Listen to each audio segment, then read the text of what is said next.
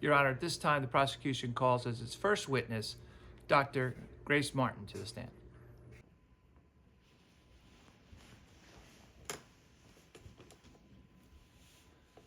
Would you raise your right hand, please? Do you solemnly swear that the testimony you give today will be the truth, the whole truth, and nothing but the truth so help you God? I do. Dr. Martin, would you please introduce yourself to the jury? My name is Dr. Grace Martin. I graduated magna cum laude from Stanford University with a Bachelor's of Science degree in organismal biology with a minor in evolutionary biology.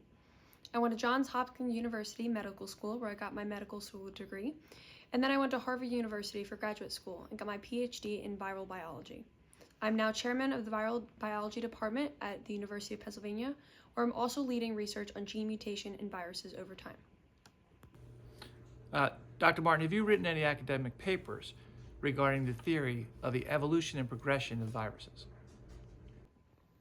Yes, quite a few.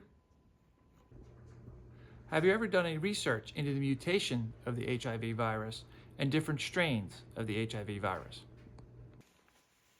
I published 2 studies in the New England Journal of Medicine about HIV and how the virus mutates over time.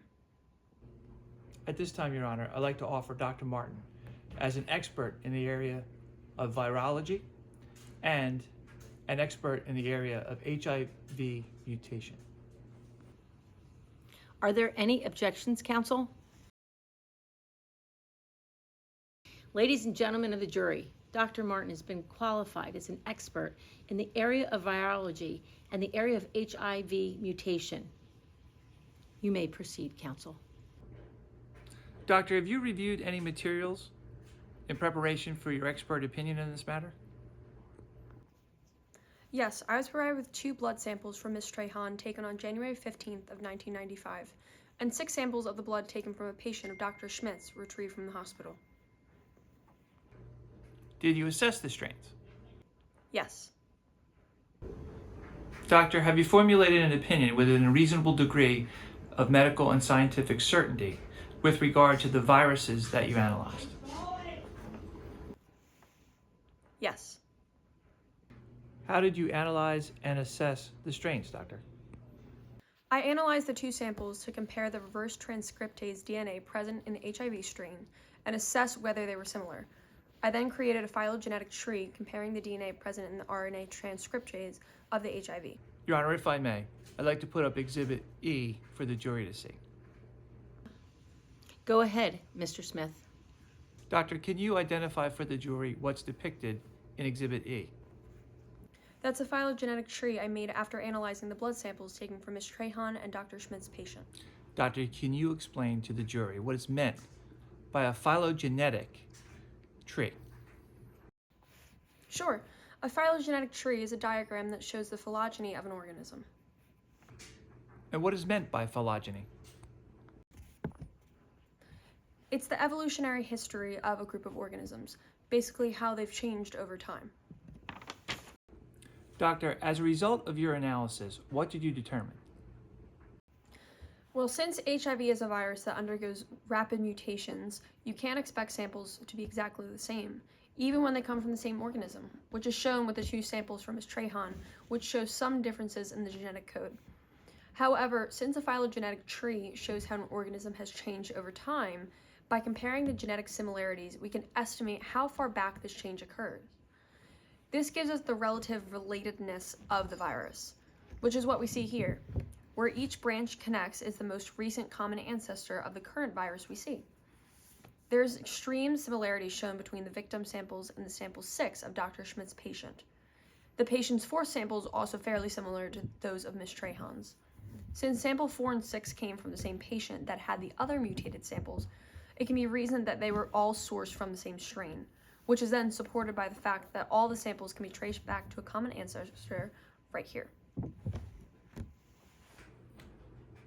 Is there any way that these 2 strains could be identical? No, the virus mutates so quickly that it would be nearly impossible. What is the significance of the samples being so similar? It points to them coming from the exact same strain. Now, doctor, the phylogenetic tree has other branches, am I correct? Yes, that is correct.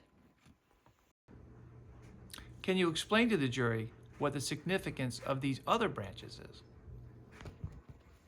Yes, these other branches came from HIV samples from 6 unrelated patients in the United States.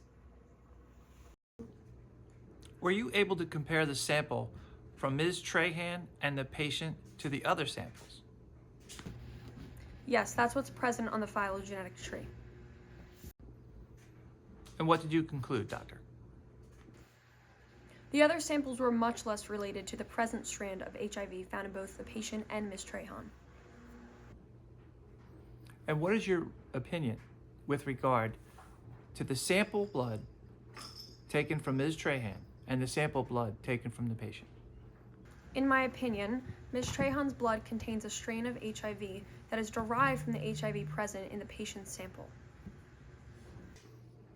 What is the basis of your opinion, doctor? The two strains are so similar that, in my opinion, Ms. Trahan's HIV strain directly derives from that of the patient's strain. To explain in more layman's terms, the DNA from my father is so similar to mine, it would be traceable from me to him, even though it's not exactly the same. That is what is occurring with this virus. Thank you, doctor. No further questions. Your witness.